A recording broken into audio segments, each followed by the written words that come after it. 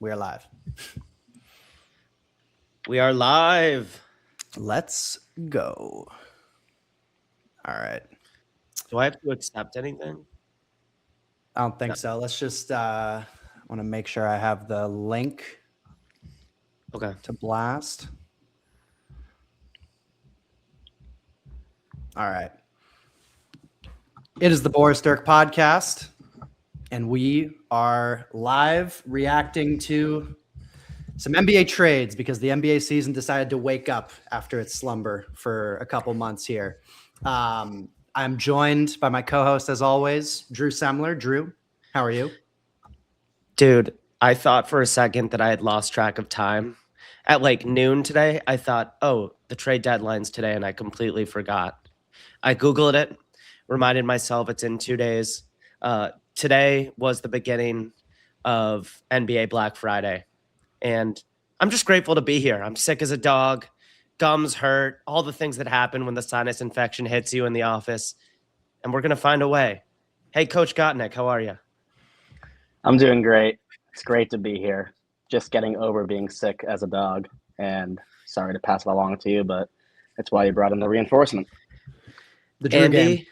Andy flew to Kansas this past weekend to see Jaren Peterson take on Dybantsa. He went to Patrick Mahomes' steakhouse and came away with severe food poisoning. We have reason to believe it was not Mahomes' cuisine. You have reason to believe. I have reason to believe it is Mahomes' cuisine. We're not good on the whole timing of gastroenterological disorders on this podcast, but Andy was sick as a dog as well, could not go to Allen Fieldhouse, missed the game. I'm not even sure if he was able to watch it in the hotel room, but he's on the pod, so we're going to fix this week up for him. Yeah. We're going to get to what we were initially planning on podding tonight, which was the top 4 of this stacked NBA draft class, one of the best in recent memory. But then the NBA decided to go a little bit crazy today. And first of all, I think the NBA needs to figure out how to make the trade deadline come after the Super Bowl, because this is the most interesting time of the year of the regular season. And they need to be capitalizing on people moving from football into basketball instead of being drowned out in the noise of the Super Bowl. But we're going to start with a move that was started to be heavily rumored yesterday. James Harden to the Cleveland Cavaliers for Darius, Garland, and a second-round pick. This kind of came out of nowhere. Drew, your first reaction to the trade was? We went from Sexland to Hardland, and America is now Softland. I can't believe this is real. When a trade makes this little sense in the NBA and Nico Harrison is not involved, I've been taught to follow the money, as you do in American politics.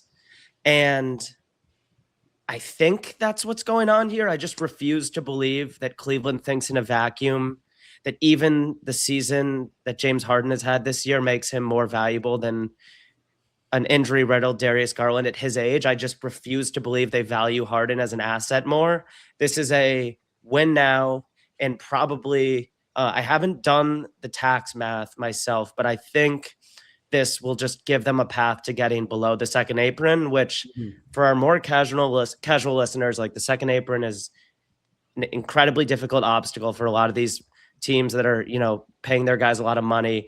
You're not allowed to aggregate contracts and trades. You literally cannot trade 2 guys to another team, and it just makes your roster flexibility a whole puzzle. So I think that's why Cleveland's doing it. I'm so sad that they've given up on the Garland asset at this point in its trajectory. But I think Harden's contract included a 15% trade kicker. It looks like that was slashed from $2.3 million down to $266. So that's one of the shocks of the season. James Harden accepted a slight pay cut, like he did in Philly, to his credit.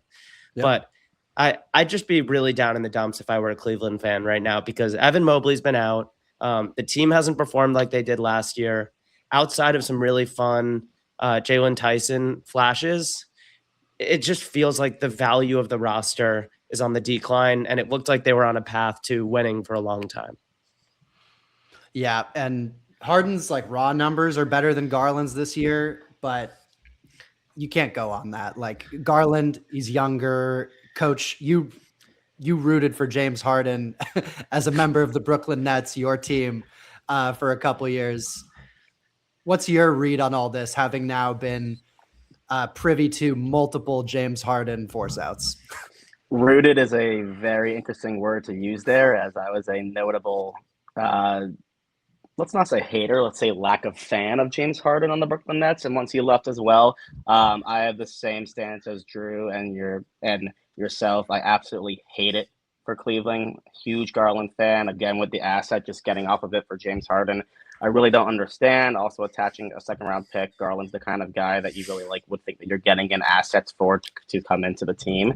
The Harden fit is really weird too, with Donovan needing the ball. Harden needs the ball. Your entire play style changes once Harden gets to the team. As a Brooklyn Nets fan, as an NBA watcher, I think everyone knows that. And especially come playoff time too, when the game slows down, and I'd rather have the ball in Donovan's hand than James's hand. That's going to be really hard to convince James that's really the case. But at the end of the day, James finally gets to play with Jared Allen, as it was meant to be with the Brooklyn Nets. Yeah, and not that Garland is some stalwart on the defensive end, but the James Harden, Donovan Mitchell backcourt is going to be, for as long as it's together, which I'm not sure, frankly, how long that's going to be. I don't know if this trade was made with a Harden extension in mind for the Cavs, or if this trade was made purely as a monetary, like we get a shot at it this year and then we'll flip them for something else down the line. But as long as it's together, that Donovan Mitchell, James Harden backcourt is going to be like absolute barbecue chicken on the defensive end. Yeah, but what's the Clippers' record in their last 20? And he still ended up here again? 16-4. 16-4, and he wants out. I saw the Bill Simmons reel where he's saying maybe they offended him by, talking about this trade, maybe went behind his back and then it stalled and he knew, and suddenly he says, fuck you, I'm out.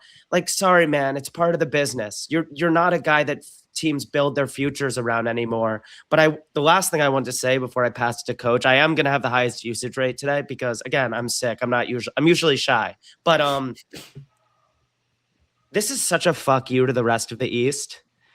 This is Cleveland saying, like, we really don't think we have to be that good to get over the hump in the East. And they're probably right. Look at the landscape.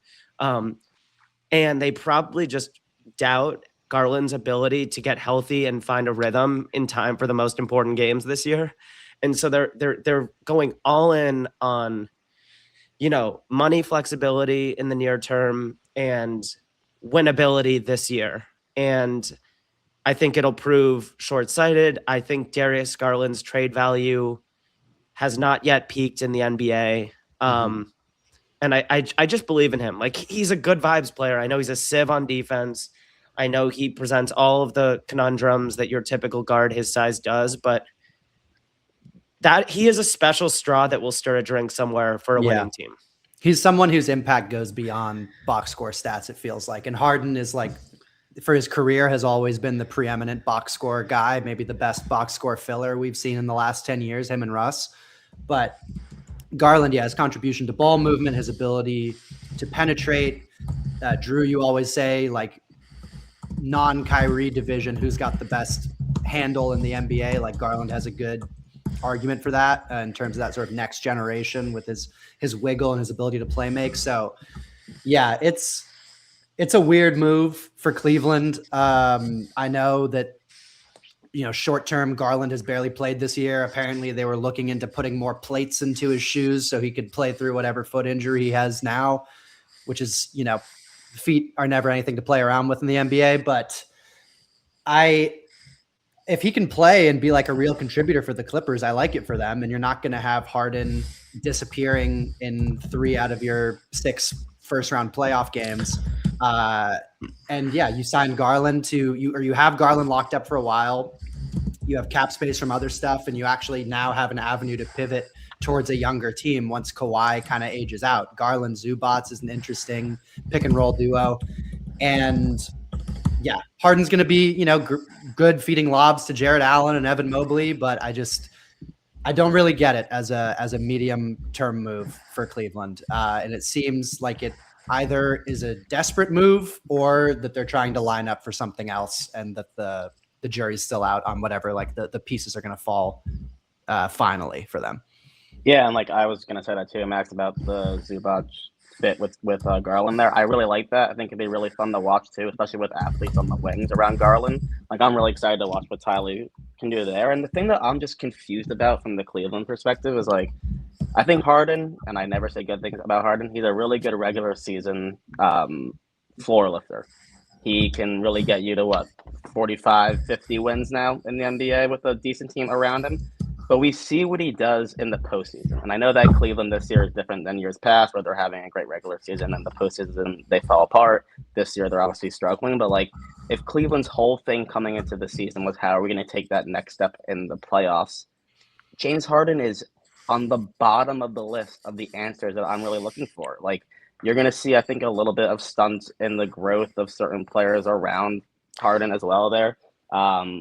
It's really confusing me. I think Tyson, who was having a great season there, can really take a step back as well next to Harden because now the ball is going to be in Harden's hands there. Yeah, I am shocked. I'm not shocked that we saw it coming through yesterday, but I just don't see the fit whatsoever.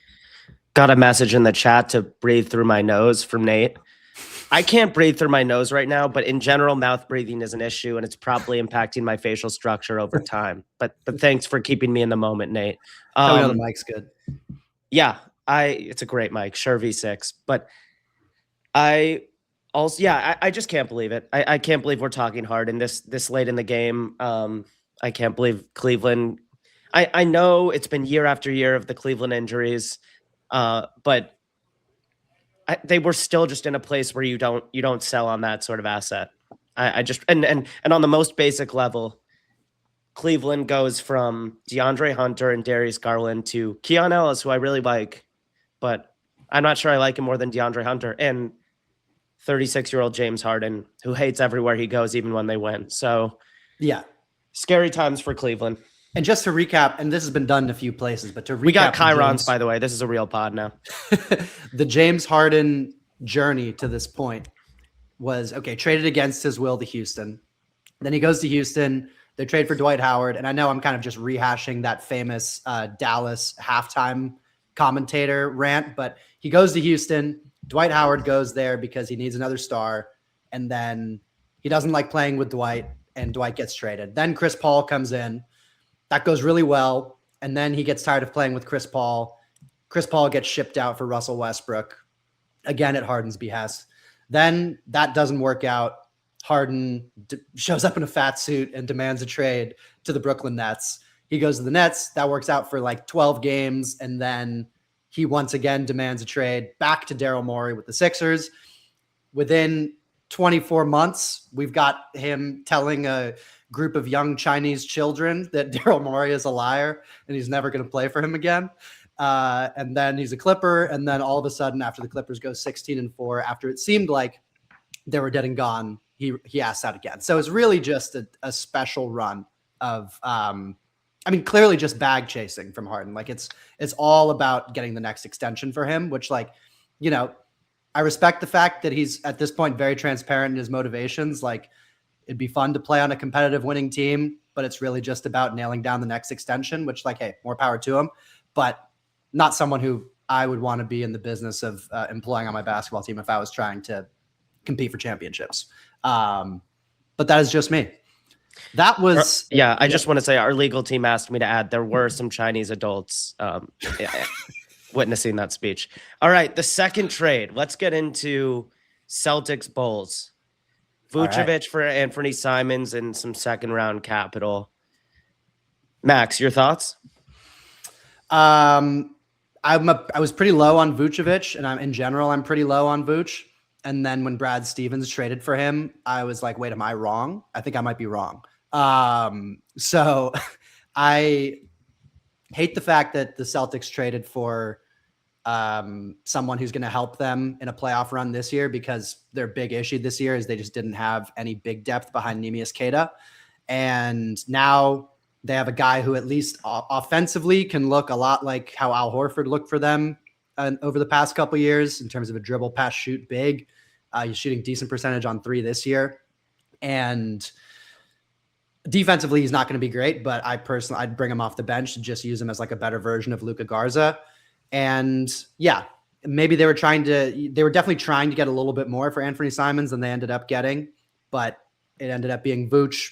I think it's a fine move. I think he's like, doesn't raise their ceiling a ton, but makes them decidedly more annoying to play against both in the regular season and playoffs this year. And we'll see if he sticks there beyond this year. It could just be a salary saving move. He's an expiring guy, but does show, I feel like, that they're trying to go for it in a real way this year. And probably that Tatum's going to be back before the end of the year. Yeah, I thought, I think Simons is like a little bit redundant for that team, especially with Pritchard and White. You got Jalen, who has the ball in his hands. Like, they didn't really need him there. I agree with you, Matt, for maybe they were looking to get a little bit more, but I am interested to see what Vucevic can put together offensively with Boston, because I think defensively you know what you're getting, and that's absolutely nothing there. I think in a coaching scheme with Missoula as well, it's going to be really intriguing, where they're just going, all in on the three-point shot. As many players on the floor that can, as you're saying, dribble, pass, shoot the ball on the court as possible is kind of the route that they are going. But I think playoff basketball comes down to like half court defense, and I don't think Vucevic can really be on the floor for that kind of last minute kind of basketball there. But offensively, I am kind of intrigued to see what really comes of it there. Yeah. Yeah, I like Vucevic for $21.5 million more than Anthony for 27.7. I am the resident Anthony scholar here. I find it hilarious that Simmons said he's come around on Anthony Simons. Like, yeah, he's come around on Anthony Simons as the seventh man on the Celtics team, where he just has to come in, space the floor, find pockets of space in transition, and he's got a lot of defensive coverage, but I like this move. I don't think Luka Garza was the backup center they wanted to go into the playoffs with, now that this team is, should be taken seriously. I really like Nimi Keita. Like, I think that he's actually a low-level starter in the NBA, but he's probably even more effective now, not being stretched quite as thin. With a lot of minutes where you lean offense, lean the spacing that Vucevic can supply in moments. Totally makes sense. The fact that Boston gets off longer term money and gets the better contract, it just feels more like Boston Mafia corruption. Yeah. Brad Stevens just continues to terrify me as a fan of another Eastern Conference team, and is, I think, clearly the second best GM in the league behind Presti at this point. And if anyone is gonna like get an ounce of defense out of Vooch, it's Missoula. Like, I feel like right now, like, Noah Dalzell is going to be like posting a clip of Vooch sliding his feet like he never has before in his mid-30s, because that's just sort of the culture they've established. It's why they've been able to, stay so relevant without Jason Tatum. It's why their role players always step up in these close games. So, yeah, Boston continues to find a way. Yeah. Should we talk Jaren, or Coach, you have any other thoughts on Vooch? Let's do Jaren. Also, quick note, I'm not sure what the Bulls are doing. I'm kind of curious to see where this all goes, because their roster is now almost like entirely guards. They've got Kobe White. They're probably going to trade either one of Kobe White or Ayo Dosunmu. I bet there's a lot of contending teams that would be interested in Ayo as a bench guard, or a starting guard. Who knows? Like, if the Lakers got Ayo Dosunmu, we'd probably start for them. So I'm curious to see where they was go. Ayo in this trade? No, he wasn't. No. But they have Ayo, Kobe White, Simons, Giddey. I feel like they got a guard in that Dennis Schroeder deal that went to Cleveland. I feel like they somehow ended up with another guard. Curious to see what happens there. They're definitely not done. I am curious too, and usually I'm not really following what Chicago's doing in terms of agreeing with it. I'm a huge Ivey fan. Yes, thank you. So I'm a huge proponent of, getting the really good asset there. And I think, they're not getting rid of anything that really matters for their long-term trajectory, which I don't think even Chicago knows what their long-term plan is. But if it's around Jaden Ivey, I'm fully on board for it, even though there's a plethora of guards around him too. If he's one of them, I think it's, worth the actual swing for them.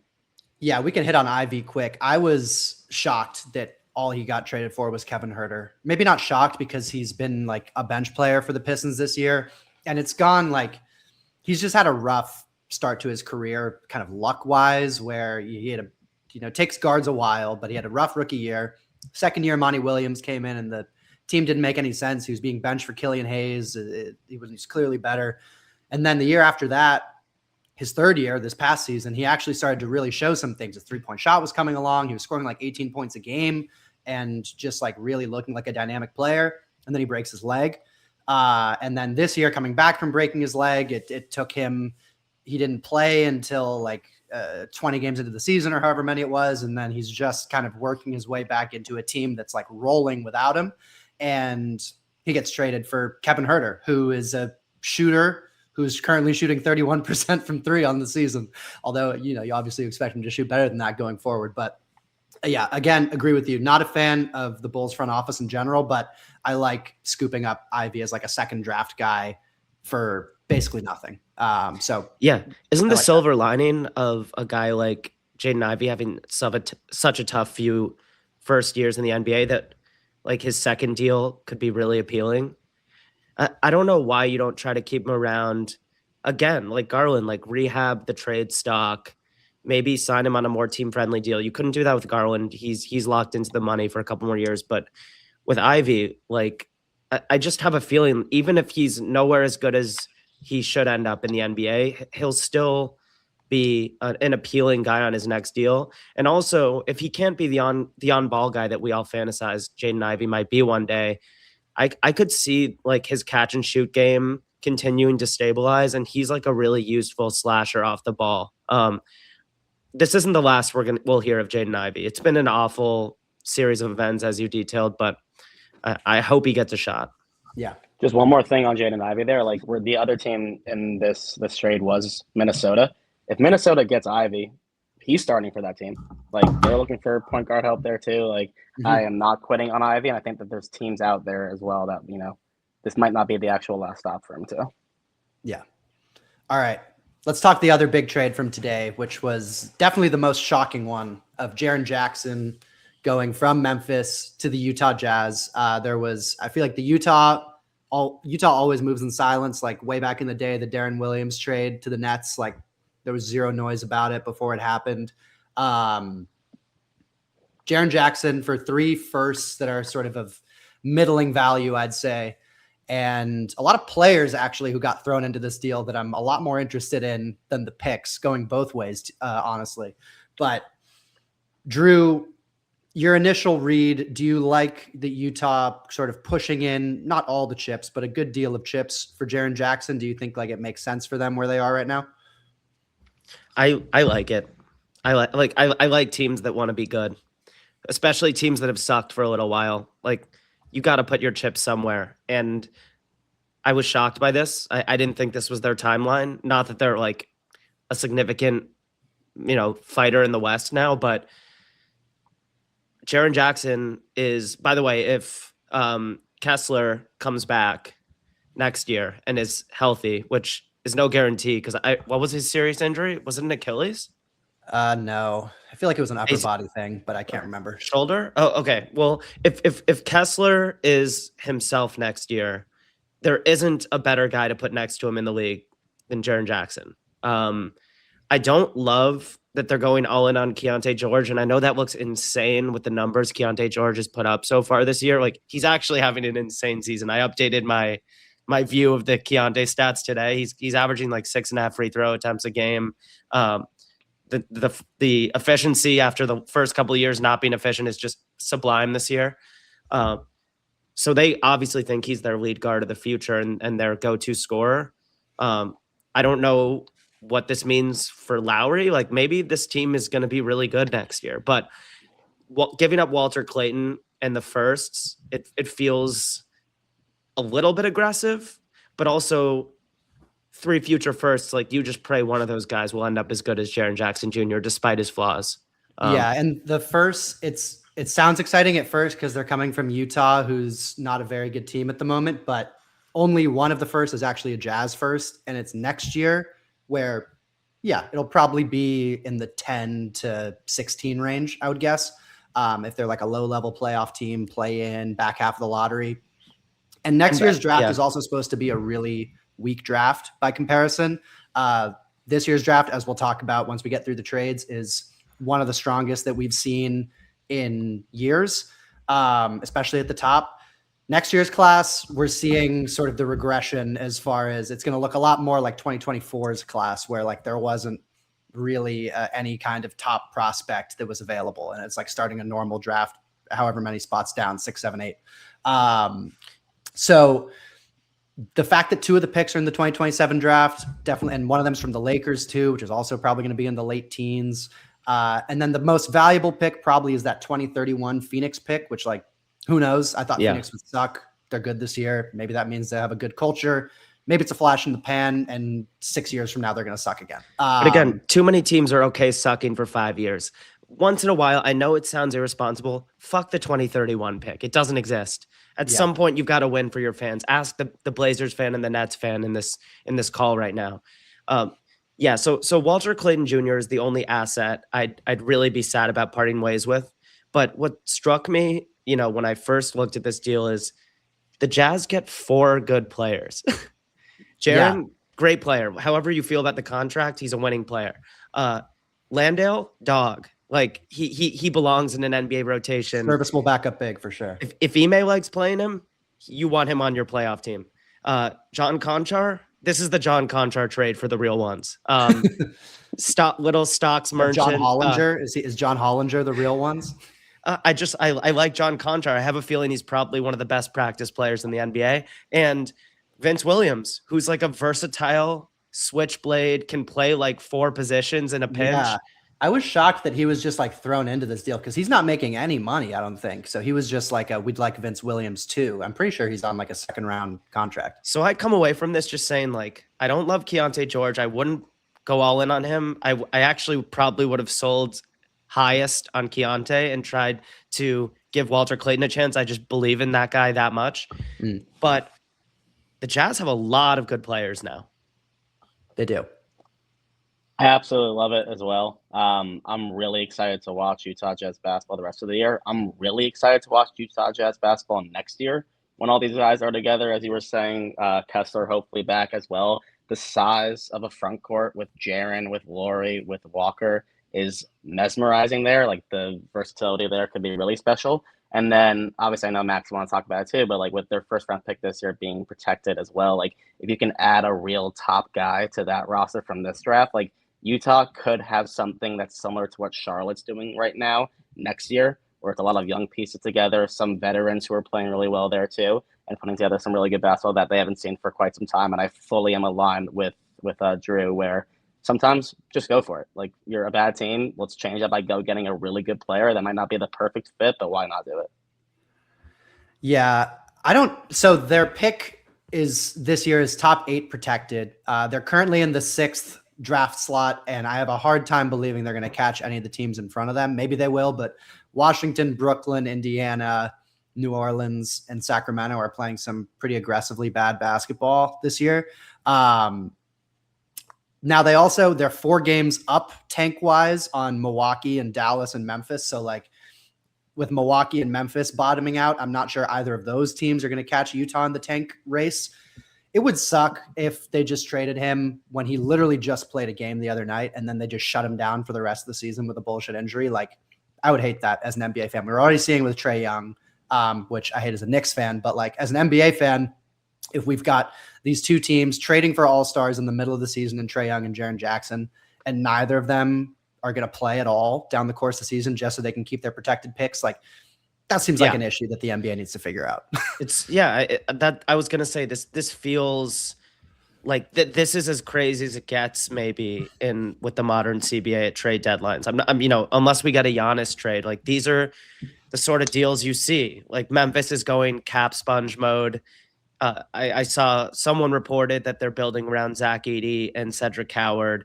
Cedric Howard had a crazy 2-handed dunk, jumping off 2 feet, doing it as he does. We know how I feel about Cedric Howard, but one of the more interesting subplots of this Grizzlies season is that in the very few games that Zach Edey has played, he's looked incredible. Like, he might not be able to stay healthy. It's starting to get scary with that body. Yowish. Per minute, Edey has been an animal. He's been better defensively than I ever dreamed of, like, especially this early in his career. And so, Memphis is building around a new set of young players, and they gave up a lot of good players. Lando will hit free agency most likely next year. The other players they gave up are locked in for at least 1 more year.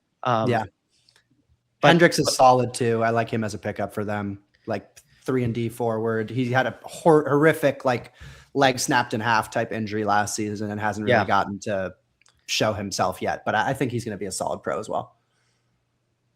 The only thing with Utah, and I get you want to acquire good players, and I do think it is good value. The Markkanen, Jaren, Kessler trio does seem strange to me. And I know they're all huge, but and Markkanen can shoot, Jaren can kind of shoot, which opens up the ability to actually play all those guys together, despite how huge they are. They're going to have zero perimeter defense whatsoever between Keontae George and Lauri Markkanen and whoever's starting at the 2, Ace Bailey. Yeah, there's your other guy, coach, Ace Bailey and James Harden. I don't totally understand. I mean, I guess they can funnel all of the perimeter guys into the Walker Kessler Jaren rim protection duo, which is quite formidable. And Kessler and Jaren as a duo, I think is awesome.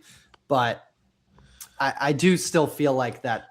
I'm not positive Lauri's going to be there for the long term, or they're going to pick 2 out of those 3 guys. But then the other thing is this whole thing now hinges on them hitting on their first this year, keeping their first, and then using it to draft some elite perimeter creator, whether it's Darren Peterson, who we're going to talk about, which is a low likelihood at this case, but anything's possible, just in terms of lottery odds.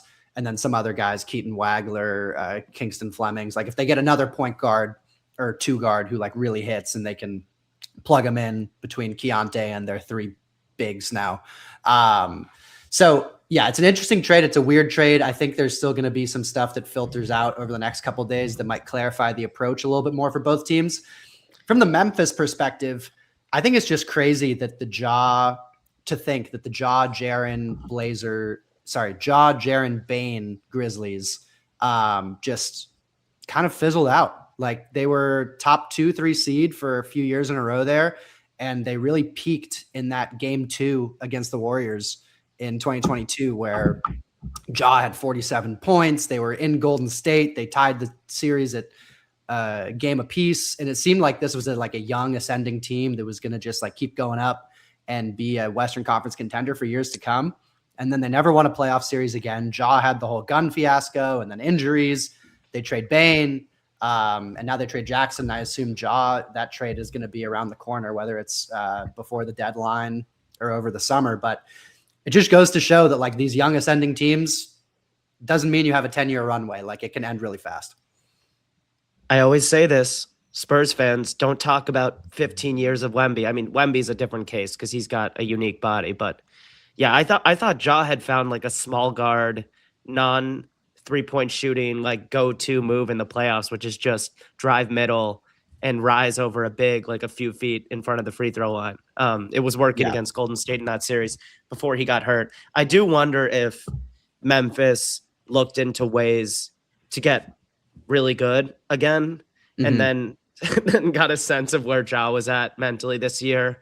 And they were just we can't build around this core. The timeline is just not ready. These guys aren't ready to lead us going forward. And so they bailed. And in retrospect, that was a nice perk of the Bane trade. It gave them the versatility to package those picks. If they, were okay parting ways with Coward, they could have put things together to make a move to kind of get back in the game. And they saw Ja, they saw, some of the flaws in Jaren's game, and got the sense that it's just time to move the window a little bit, especially with the Edey injury. And again, both of these teams are just praying that their 7-1 plus center can get healthy, because if Edey can't stay healthy and Walker Kessler can't stay healthy, it changes the outlook and probably really impacts, how we'll look back on this trade. Yeah. All right. Any last notes on that one? Or just trades in general? There's a couple things Minnesota open cap space by salary dumping Mike Conley for. Yeah, they're getting Giannis. They're getting Giannis. I'm calling it in now. I'm calling it now. The tea leaves have been read. If the Timberwolves trade the package that the Knicks traded them for Karl Anthony Towns for Giannis, I'm going to lose my mind. Like we might have to. Can't we wait. might have That'll to be the best moment in Nets history. Bart Scott, can't wait. If I can just put that right here. If it's like if it's Randall and DiVincenzo and however many first round picks they have McDaniels? available to trade, it seems like the headline piece is going to be Jaden McDaniels, which is a great get for Milwaukee. Like he's a high trade value guy and has really grown as an offensive player this year. He's 50, 40, 80 or 50, 40, 85. I think he's like really high percentages, but yeah, if I assume fun little asterisk there. Max and I were live streaming the draft. We don't agree on every prospect, but we both agreed that Rob Dillingham was drastically overvalued. Yeah. That might end up being the difference between Minnesota comfortable with the package going out for Giannis versus we can't do this right now. Let's run it back, which would also be understandable given they've made back-to-back conference finals. But not having that future pick, you mean? Yeah.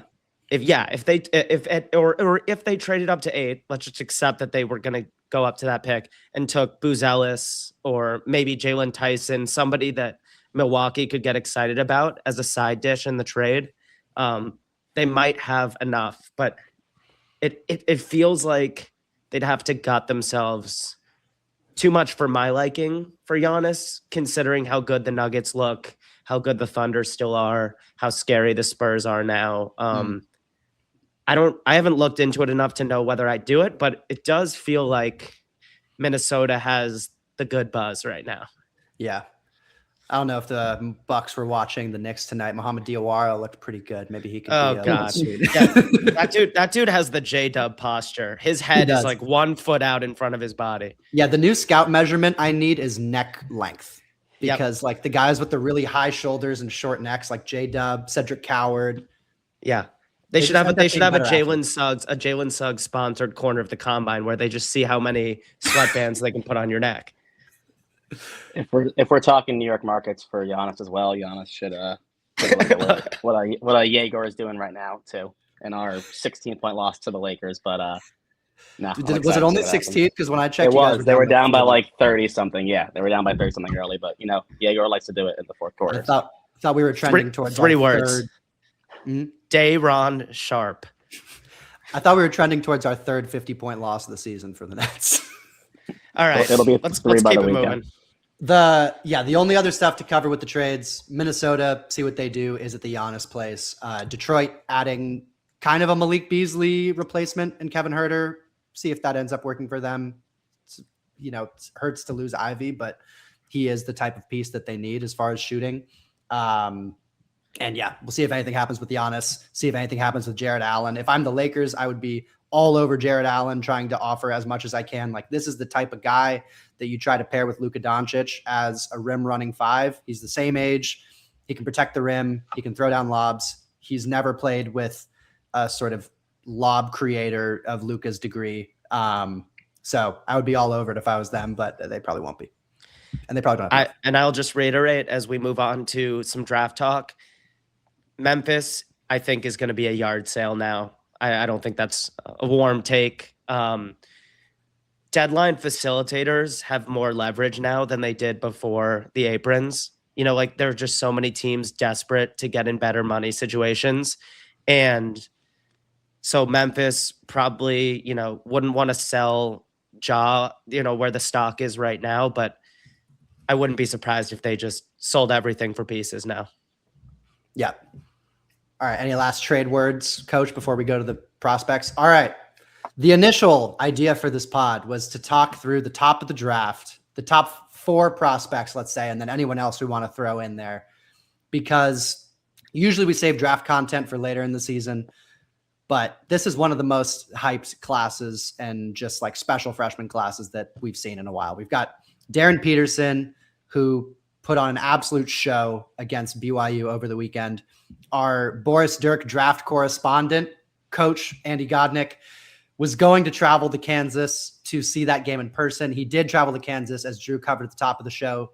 He got food poisoning and spent the weekend in his hotel room instead of at the Allen Fieldhouse, which truly is horrible. But let's start at the top. Do we all agree that Darren Peterson is the best player in this class? I do. And Coach gave the thumbs up because he's not used to the audio medium.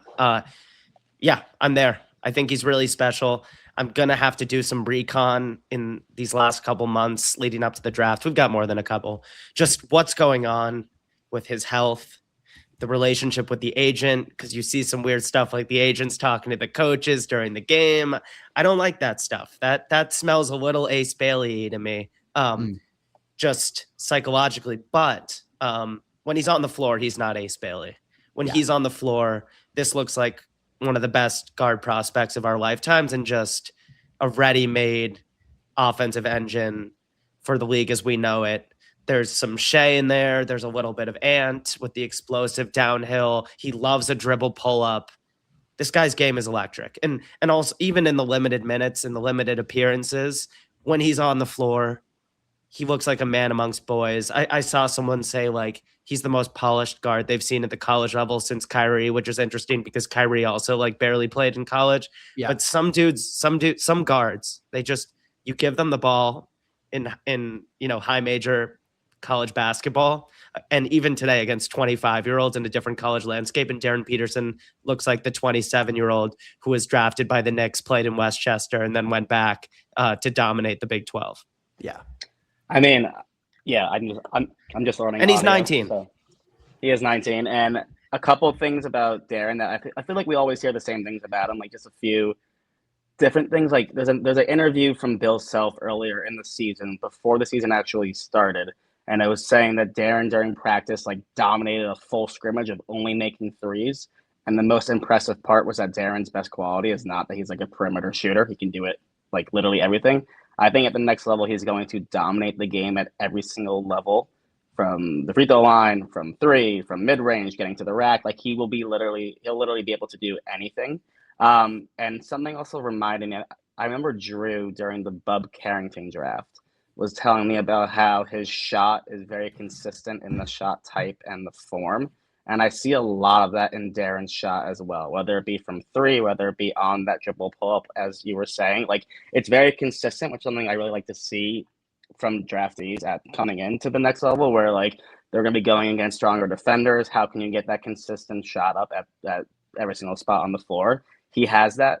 And there was a play as well that I think he has really strong hands, like defensively, offensively too, but he can, like, rake when he's off ball, get a steal. There was a play against BYU as I was barely surviving in my hotel room watching on the TV. He raked it, stole it, went the entire way, got off of the ball. The ball found him again because he's not this, like, ball hog where the ball just, dies on the floor with him. Got it back off of a ball screen, found the cross-court shooter. Like, he does everything that impacts winning. I agree with Drew. I don't love the agent stuff, the missing the games, but, like, sometimes talent overtakes that, and he's one of the guys where it's just really different with him. Yeah. And for anyone who has not, like, watched Jaren Peterson before, just to kind of level set on who we're talking about here, 6'6", and is, like, in the sort of Donovan Mitchell, like, he can be a lead guard, he can be an off guard, except he's way bigger than Donovan Mitchell at 6'6". Mitchell's probably like 6'2". Great length. Looks like he can add a ton of muscle to his frame already. Like, he already has kind of almost like a wiry strength to him. And with NBA training regimens, like, that's even just going to get better. And just an absolutely supreme shot maker, like, from 2 and 3. My one concern with him is that in college, he has not gotten to the rim a ton. Like, a lot of his shot diet is jumpers. Kind of reminds me of, like, when I was watching Trey Johnson last year, all of those sort of all jumpers on his shots and not getting all the way to the basket. I do think a lot of that is because of his hamstring and just the weird lingering injuries he's had. I didn't watch him in college. Apparently in high school, apparently in high school, he was much more of, like, a downhill type vertical athlete. Drew, you could probably speak better to that than I can, but he looks a lot like, the level of polish is like Devin Booker. That's kind of who he reminds me of the most, with his, like, sort of balance of being more of a jump shooter than a downhill player.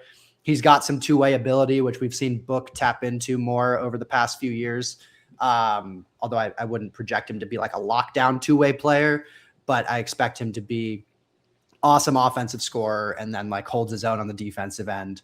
And he's also just, he's good because as a scorer, because even when it feels like he's quiet, and like in the Texas Tech game the other night, he was not really in the flow. He was kind of in and out.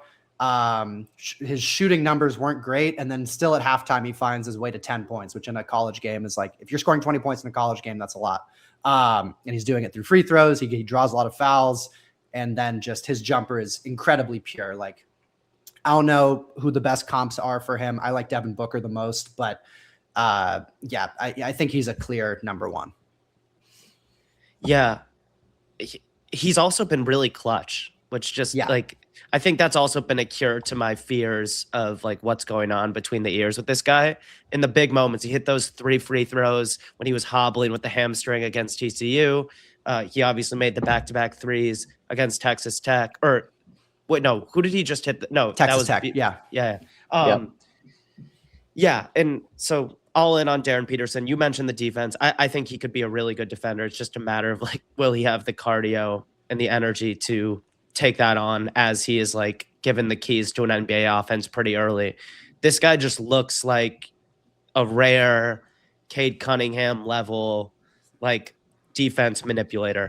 And I'm all in on him as the number one pick. I think I just wanted to pull us back a little bit and talk big picture draft stuff. And it'll also be a nice bow on Darren Peterson. The list of freshmen since 2008 who've had BPMs above 10 is fascinating. And it affirms for you that this is a very special draft. Number one all-time BPM of 18.7. And this is box plus minus. You know, nerds like it. It tells you a lot. Number one, Zion Williamson at Duke. 2, Anthony Davis. 3, Cam Boozer. 4, Cooper Flagg. 5, Kansas State Michael Beasley. Shout out real ones. 6, Kevin Love at UCLA. And 7, the guy we just talked about, Darren Peterson. And there are like 3 more guys in this year's class in like the top 13. 9 is Kingston Flemings. 12 is Caleb Wilson. 13 is AJ Dybantsa. This is a really special class. There's no way around it. You know, there's like so much draft marketing year to year, and we try to talk guys up. We try to believe in each year as the year of hope. This class is really special. And for teams that have intentionally sucked, lottery night could be dark as ever. Yeah. And BPM, it's not the end all be all, but like just going through that list, every single one of those guys was either was a talent wise stud and was either there isn't amazing. one guy. There isn't one guy on this list who hasn't made like $100 million in the NBA unless they, you know, just got into the league a year or two ago. Yeah. And the only one who probably didn't make an all-star team was Michael Beasley. And like, he's one of the most talented basketball players of all time, just probably didn't have the head on his shoulders to make it in the NBA at the time that he made it. But you mentioned Cam Boozer, who was the highest person of the current freshman crop on that BPM chart. Child of Carlos Boozer for our 2000s NBA heads out there. You know, you're getting old when the guys you watch growing up are starting to have kids enter the league. Cam is not the first, and he certainly won't be the last, but he's been playing for Duke and putting up damn near the same, if not better, statistics than Cooper Flagg did last year. Eye test wise, he's a very different player from Cooper Flagg. He's a little bit more, he's not ground bound in the way that like Jokic is ground bound, but he's not a vertical athlete. He is, however, 6'9", 250 pounds, kind of a man child in terms of just overall strength, and has one of the better basketball IQs that you'll ever see from a 19-year-old. Drew, I know you are super high on Cam Boozer, so I'll let you go first. What is your sort of big picture sell job on him? Yeah, so Darren Peterson is probably the guy I'd take one regardless of team. If anyone overtakes him by June, it'll be Cam Boozer. He doesn't have the most aesthetically sexy game. You know, he doesn't have a bag that jumps out at you. He's moves incredibly well for his size. What is he, like 6'10", 250? Yeah. Can play like a wing on offense. Can take the ball up the court and make some Şengün-esque passes. but there's, it isn't even like Luka as a prospect where you're like, Luka, what he was doing was incredible. Like the ball handling, the screen manipulation at 18, 17 years old against the best players in Europe. Like there aren't those eye popping moments with Cam Boozer. It's more just like take the entire sample. The dude is an absolute freight train and he produces at historic levels, 23 points, 10 boards, 4 assists this year. Not a great block rate, but great steals for a biggish guy. And just has a reputation already in like American basketball for winning. Like he wins at every level. And he shows up to Duke and looks like, a 4-year senior. Again, like Jaren Peterson, but even more with Boozer. Like you'd watch this guy and be like, surely this is a 25-year-old vet. The way that he controls games and stays calm and knows himself and doesn't try to play outside of his specific athleticism. So for me, I just look at a guy, I see like some on offense, I see some Kevin Love, I see some prime Al Horford. And I like the Al Horford name a lot with him just because he moves much better defensively than a guy like Kevin Love. So like I kind of think of this as like Kevin Love on offense, Al Horford on defense, maybe. And that's a really special player. Like that's a Hall of Famer. And just I think Andy is a little bit skeptical. I know you don't disrespect this guy, but Andy has questions about the way that he scores, the way he dominates physically at this level, and whether he'll be able to do that in the league. And I'll let you talk more about that. I just want to say, like, I think this dude is too strong for 99% of NBA players. Like, I think this is real sort of Zion-esque strength. I think the shoulder bumps, the seals, the quick spins into soft finishes, like I think a lot of this stuff is going to translate. I mentioned that he's a sick passer. And so I just trust him to find a way, Max. I know over the years you've looked for moments to give out the like Pistons Blake Griffin comp. This might be our best look at that.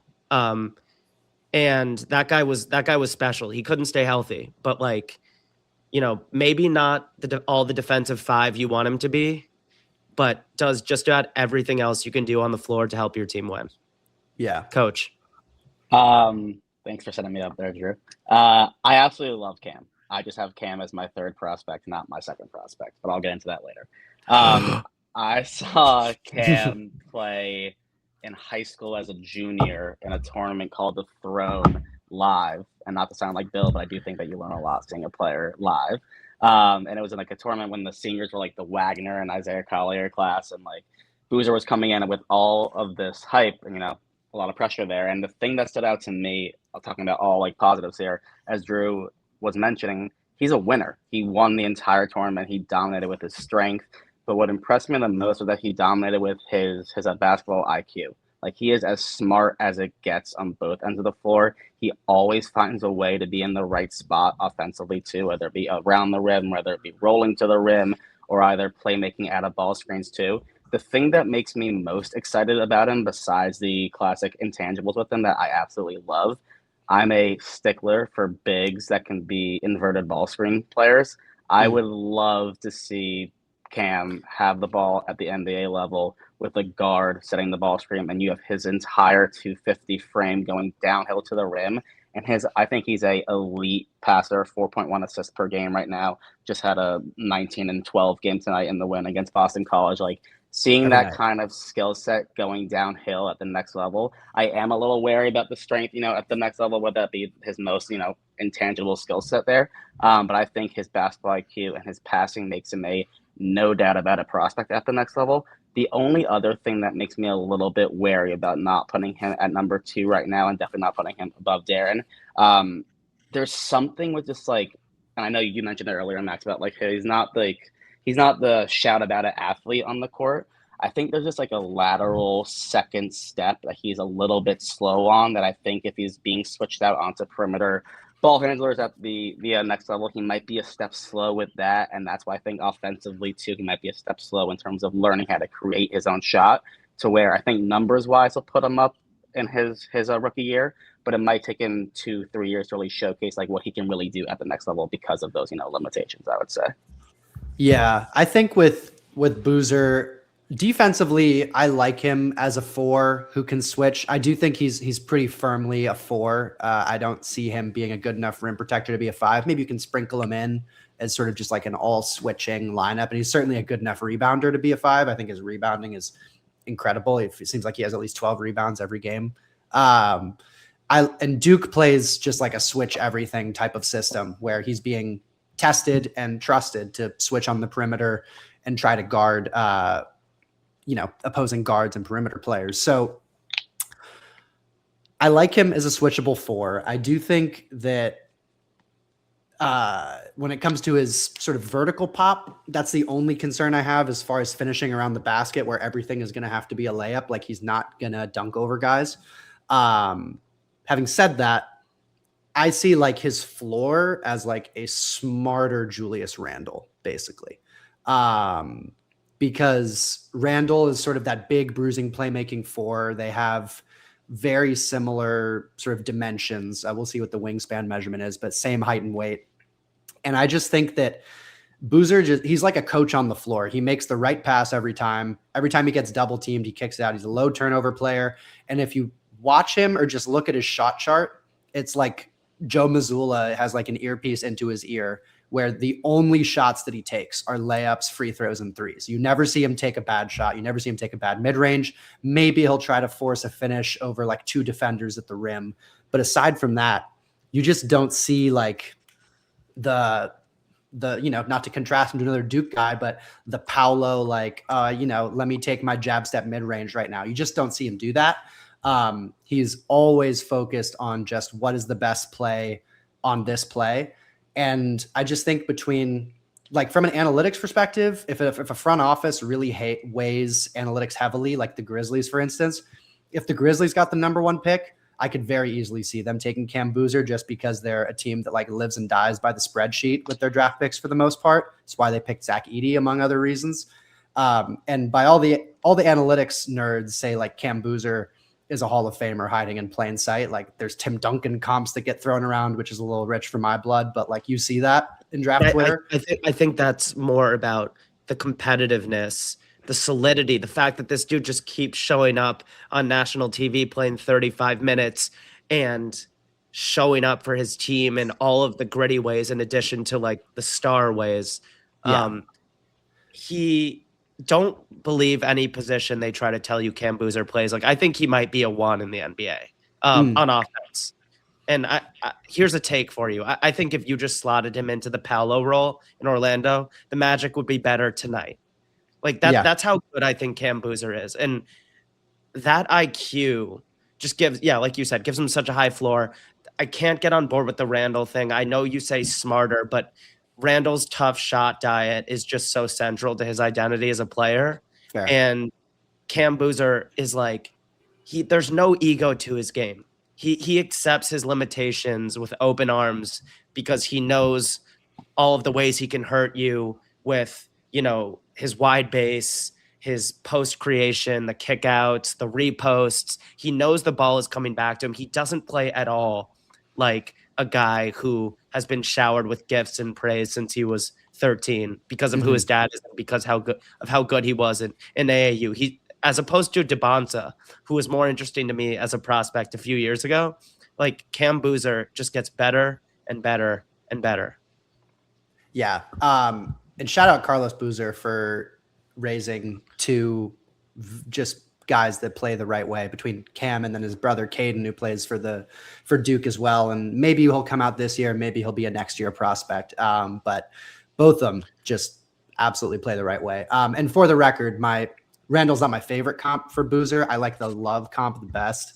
So I agree with you there. I do think he's got some, I was trying to think of like power forwards who were. I know you like Pistons Blake. I know you didn't have that one. I love that. Pistons Blake is good, although Pistons Blake shot a lot of mid-rangers, which Boozer's not going to do. But I do love the playmaking sort of more ground-bound 4. That's I'm a sucker for a Pistons Blake comp. Ironically, also gave it to Paolo Banchero.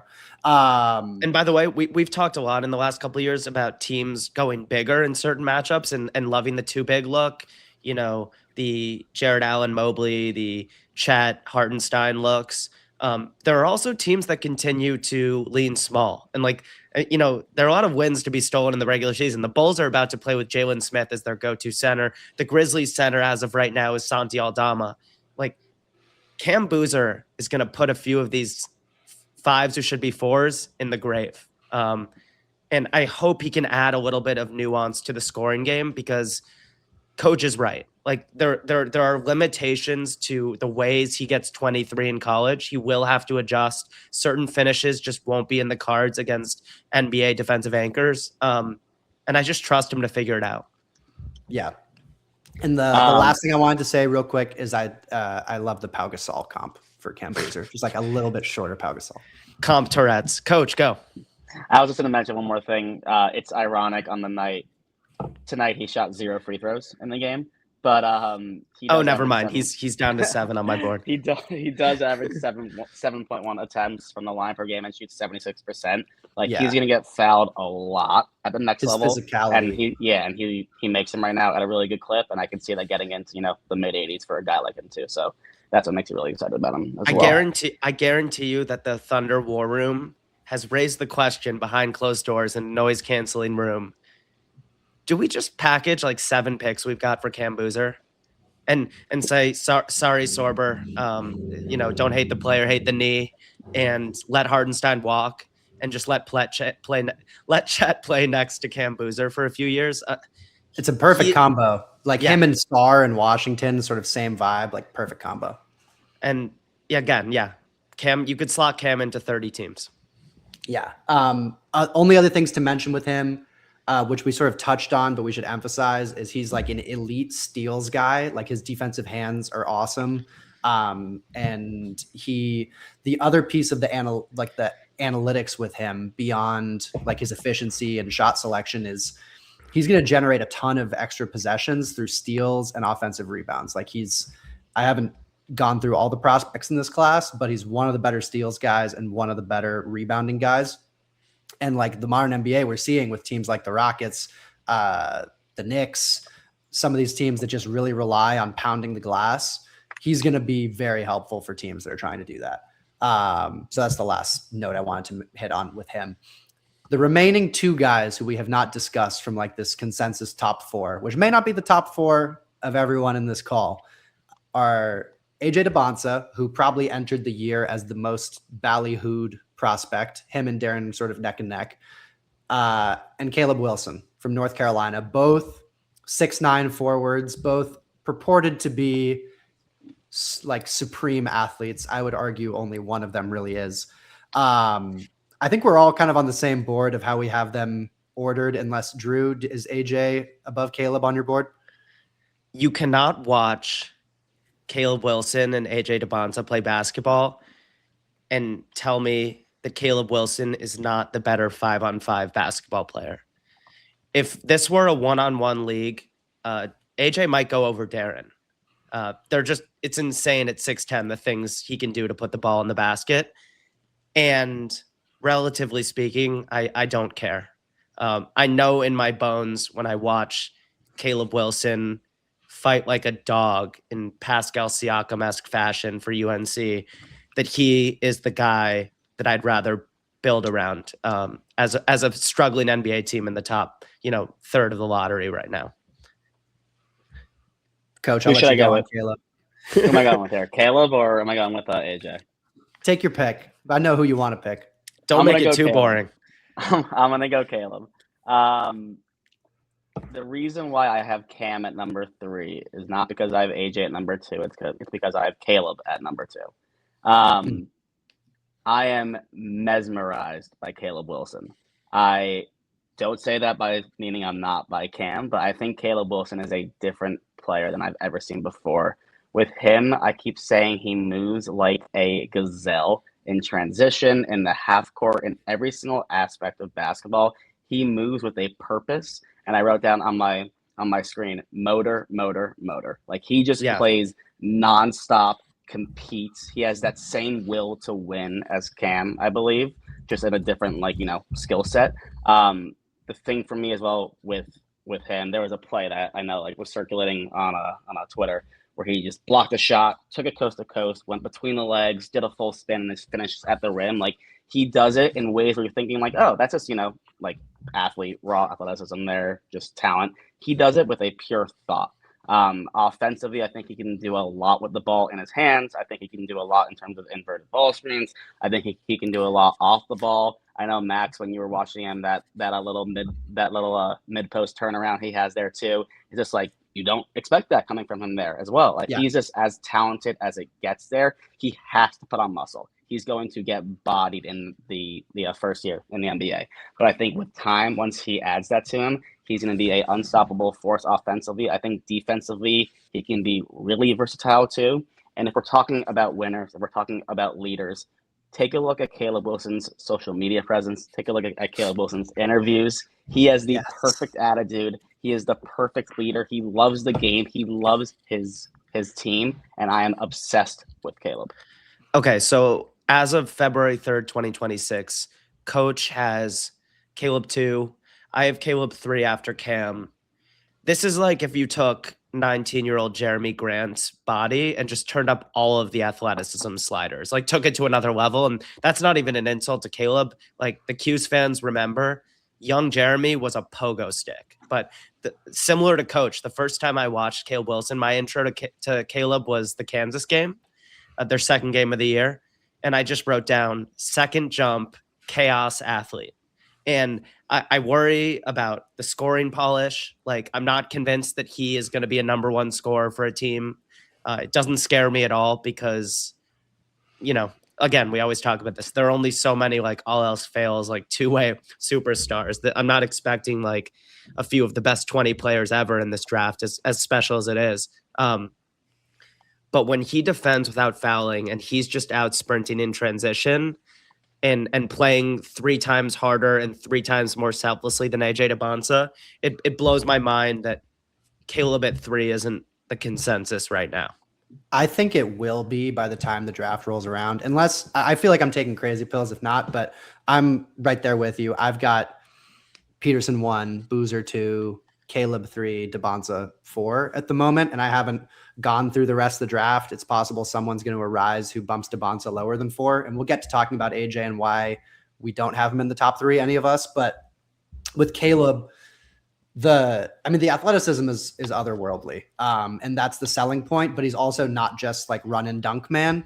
I'll get back to the dunks in a second, but he is a really good passer. He kind of reminds me, again, comp Tourette's, of he's got the Jalen Johnson skill set of like a guy who's going to average 20, 10, and 5, really good rebounder, dunks the shit out of everything, and then is also a quite advanced passer, I'd say, for like his typical prototype. Like, to Drew's point, you did not see Jeremy Grant making the type of passes that Caleb makes when he was a freshman in college. Same with like OG Anunoby, some of his athletic and physical kind of comparisons.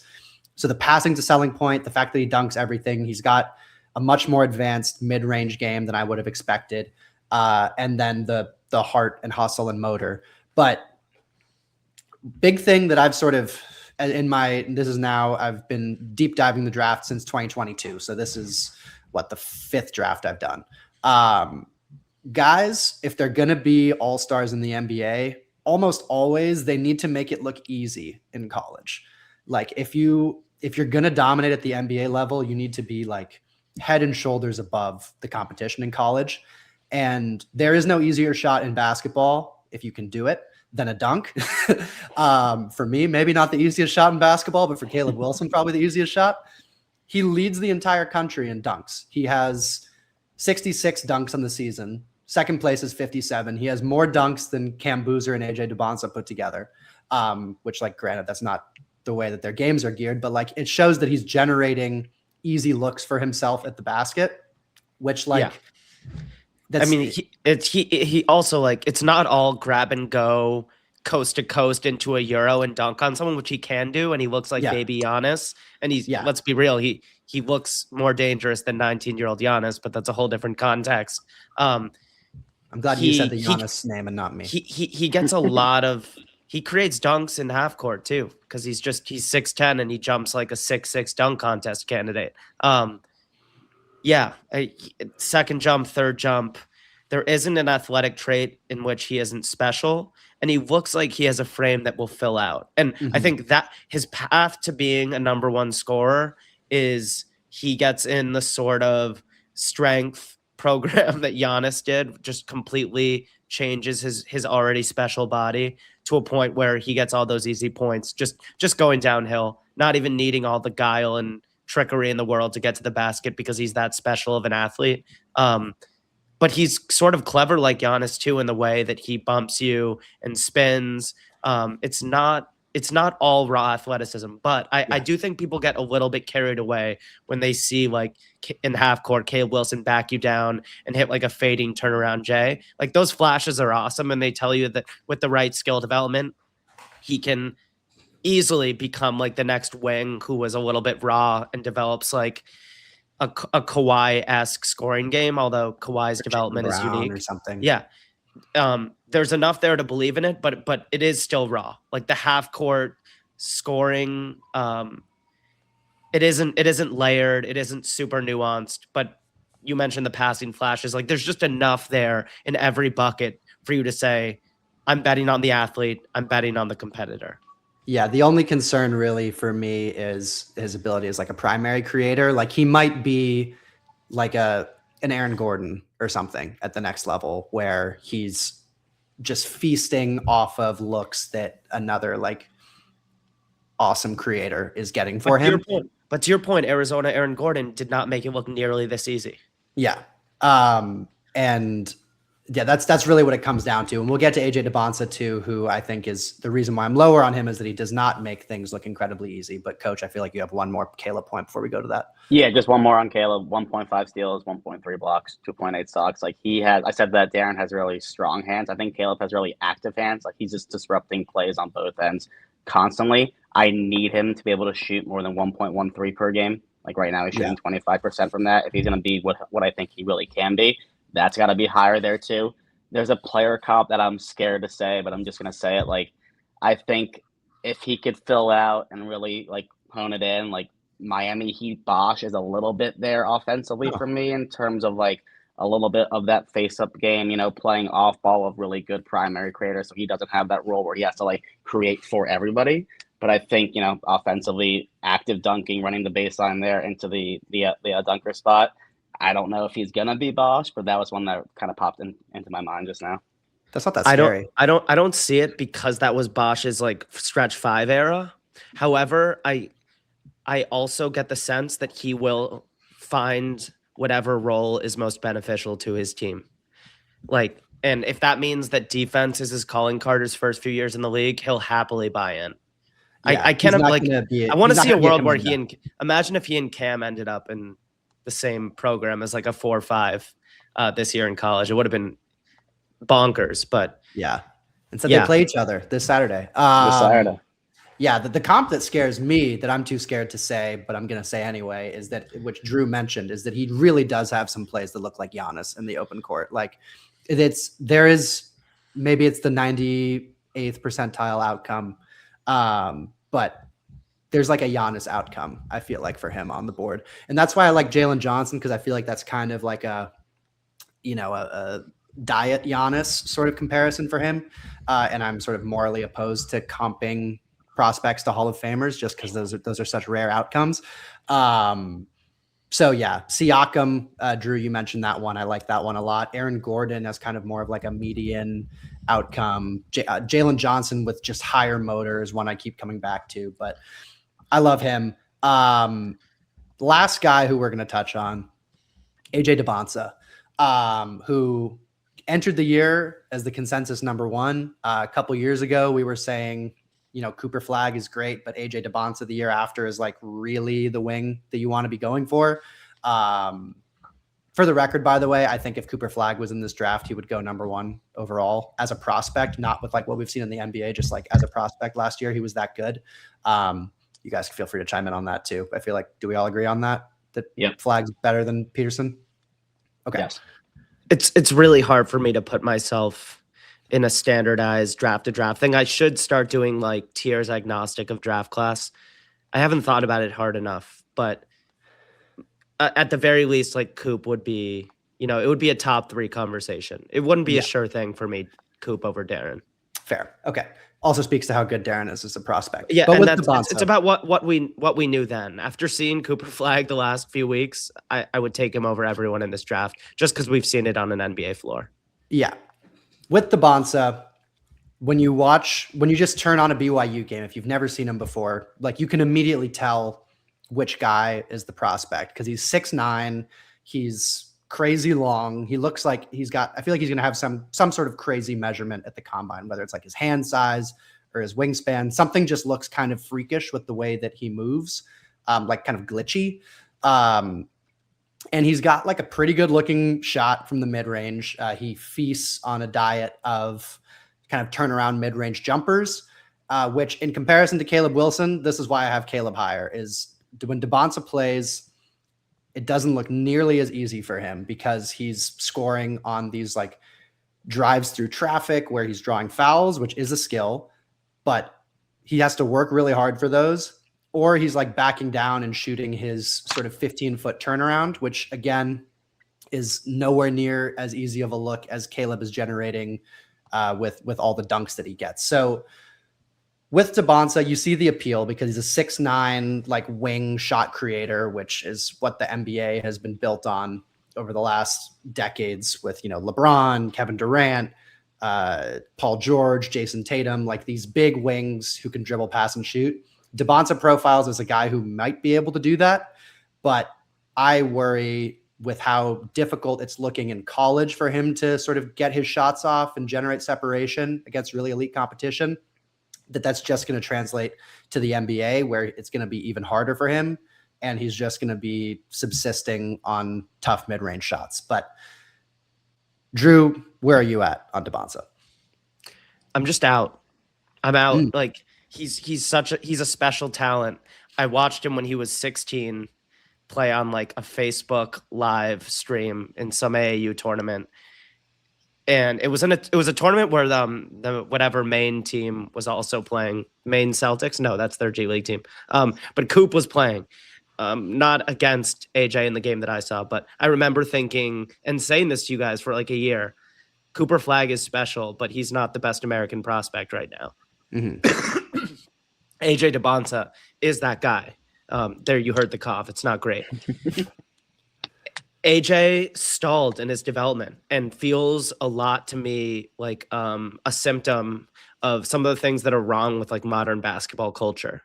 He just pounds the air out of the rock to an extent that like is not me being picky. Like it's really a thing. And if you draft him, your offense is built around him because I have zero faith in his ability to find a role in an offense. Like he literally just stands on the perimeter with his hands out like, all right, give me the ball now. Even like, BYU's other elite players like Richie Saunders, like don't have a chance to cook before AJ Dybantsa is asking for the ball back. And when he gets it, it's 4 dribbles into a back down, into a turnaround, and maybe some dark arts to get the foul call. And he's incredible at it. And his production this year speaks for itself. But he really lacks self-awareness as a teammate offensively. And I would be scared to say I'm going all in on him as my number 1 scorer because it's hard for me to see him accepting any other fate. And to me, that just sounds like he's like the Tracy McGrady of DeMar DeRozan's, and he ends up somewhere like Sacramento, averaging a shit ton of points, putting up an all-time highlight tape of buckets, and not winning a lot of games. Yeah, for his sake, I really hope he does not go to Sacramento. Coach, that go would be ahead. bad. Agreed with both of you. I'm out. I saw him play against Clemson at the Garden, and I was like, oh, maybe I was wrong. I was going into the game being out. He had a good game. Was really excited to see him live this weekend. We know what happened. But he didn't have a good game. He didn't. No, I'm saying we know what happened with my sickness. I got people texting me like, oh, he had a decent game. 6 of 12, all second half, all empty stats. They're down 20 all the time. Yeah, when I was coaching at Muhlenberg, in our recruiting, I learned something that our head coach told me where there's elite shot takers and then there's elite shot makers. he is a elite shot taker. He will take crazy shots that look awesome on a tape, that looks great to the Twitter hands, that looks great to everybody looking that way. Those elite shot takers don't lead to wins. I don't think he's going to lead to winning basketball at the next level. Drew, you said it perfectly. If he goes to Sacramento, he's going to put up great stats. They're not going to win games. I think, as you guys were both saying, he dribbles the ball out of control. He's dribbling it. Nobody else is getting involved. Saunders had, 10 threes in the second half there against Kansas. You wouldn't know that unless AJ wasn't on the court or AJ was somehow getting double teamed and not having the ball. Like, this guy does not lead to winning. He's an amazing athlete. He draws a lot of fouls, 8.4 attempts per game. That's great. I just would not want to put the keys to my franchise in AJ's hands, and that's why I don't think it's even close with him and Caleb. It's not even close with him and Cam. I would stay away. I largely agree with most of the stuff you guys have said. I'm definitely not as low on him as you two are.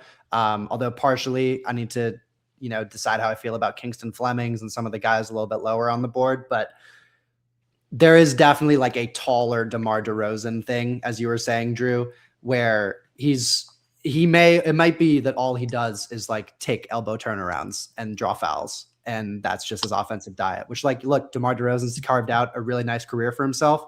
But I would not take him over any of the other three guys we discussed either, in Boozer, Peterson, or Wilson. The things that give me a little bit more optimism about Dybantsa compared to like Ace Bailey, for example, or some of the other, gifted shot takers that we've seen in the past, to use Coach's term, is he does draw a lot of fouls, which Ace Bailey did not. Ace Bailey was like purely a step back shooter. He was not like playing with a ton of physicality and going to the free throw line 8, 9, 10 times in a game. Dybantsa does do that. He has a mastery of the dark arts somehow. And whether that translates to the NBA or not, it remains to be seen. All four of these guys play with a ton of physicality and shoot a ton of free throws as a result. And in general, I think when you're being fouled a lot, it's a sign that guys are having trouble staying in front of you and they need to use their hands, and that leads to fouls. So the fact that he draws fouls is a plus, with how big that he is and how good of a touch he has from the mid-range. He doesn't generate clean looks for himself at the basket, is like what I keep coming back to.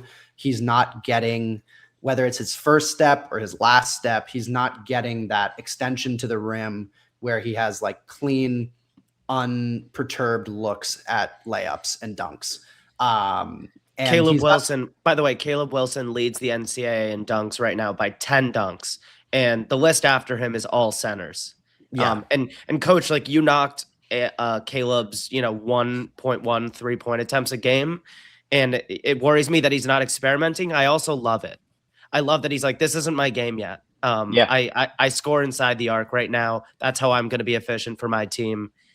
And with AJ, I keep seeing people question AJ's ability to get separation, and I agree. He takes a lot of contested shots. It's not even, I don't doubt his ability to create separation. Like, AJ is so fluid and incredibly nuanced as a driver, on ball guy for his age at that size. It's special for sure. And yet I think it's almost a choice thing. I don't think he's going to choose to take the shots that will generate efficiency. Where, I don't think just taking the shots where he has some separation is enough for him.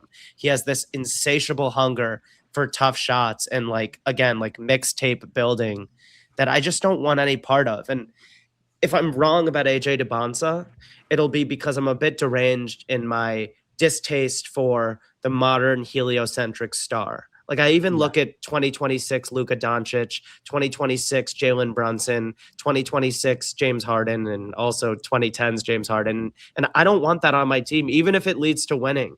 It's not a style of basketball I buy into. I think it dries up. And when that guy eventually asks for a trade, you're left with a bunch of 3-and-D noodles, and, they sapped you of all your draft picks.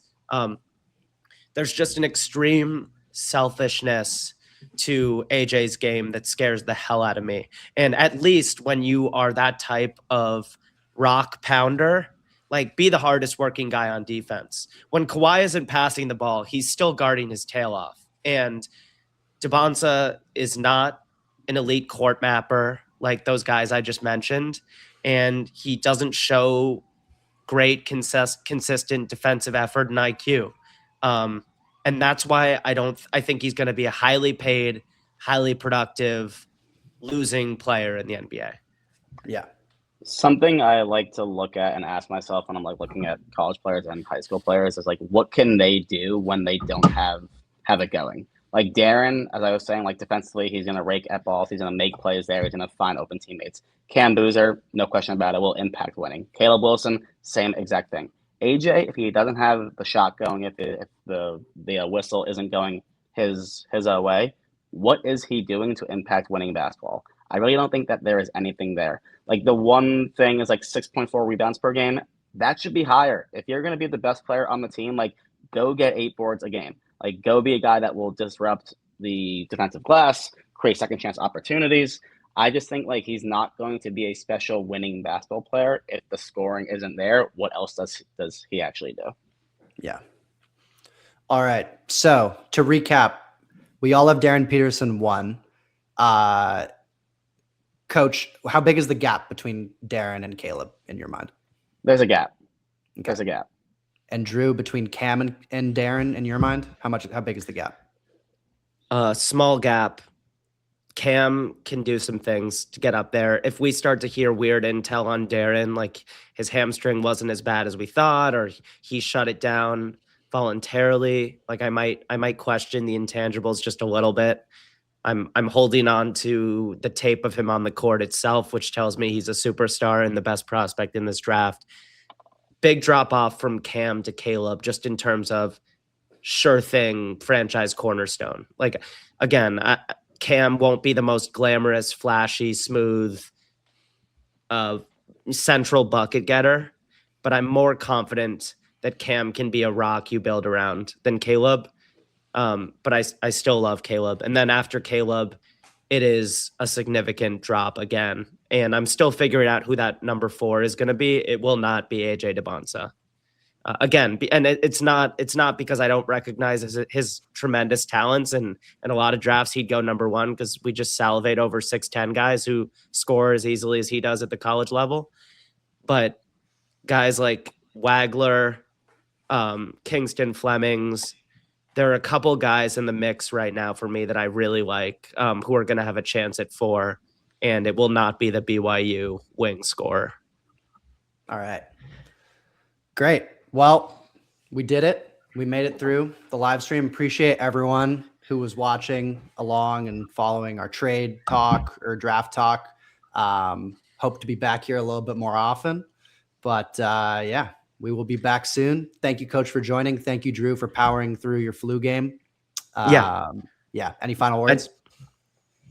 If you're the guy who I played in my first game in this pickleball tournament on Saturday, I had a box come. I had a few friends at the tournament. I said, you all think I'm losing my mind. I've gotten addicted to pickleball these last several months. Come and see the product before you knock it. So I had a box.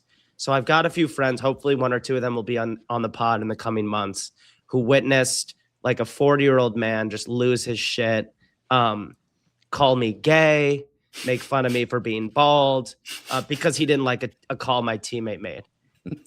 If you're listening to this pod, we're all good, man. I know it gets tense out there. Everyone's on edge. And I'll see you at the Deep Freeze tourney. I'll kick your ass all over again. Let's go. It's the Pickle Pod. All right. Thank you, Coach, for joining. I'm sorry you didn't get to go to the Kansas game. That's truly one of the tragedies of the year. It's all good. Thanks for having me. I'm going to make it into a yearly thing. Next year will be Duke, hopefully with their iconic class coming in. But yeah, appreciate y'all having me again. All right. We'll be back soon. Peace.